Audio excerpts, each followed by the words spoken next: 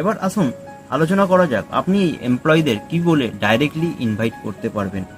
1 নম্বর, employee আপনার সমবয়সী বা আপনার থেকে বয়সে বড় আর যেরকমই হোক না কেন, আপনি সেরকম অনুযায়ী সম্বোধন করে বলতে পারেন যে স্যার, আমরা একটা ভ্যালু ইমপ্রুভমেন্ট প্রজেক্টের মধ্যে কাজ করছি।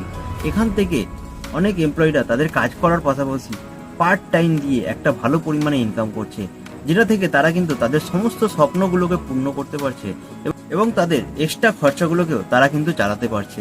আপনি যদি জানতে চান যে আমরা কি প্রজেক্ট নিয়ে কাজ করছি এবং তো আপনি আমাদের এই ভ্যালু ইমপ্রুভমেন্ট প্রজেক্টটা দেখতে পারেন। দেখে যদি আপনার ভালো মনে হয় তাহলে আপনি এই প্রজেক্টে কাজ করবেন, নাহলে করবেন না।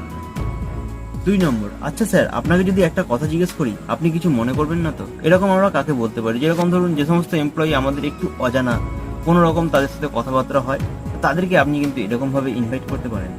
আপনি কিসের কাজ করেন আর আপনার এখান থেকে ইনকাম কিরকম হয়? তো তখন তিনি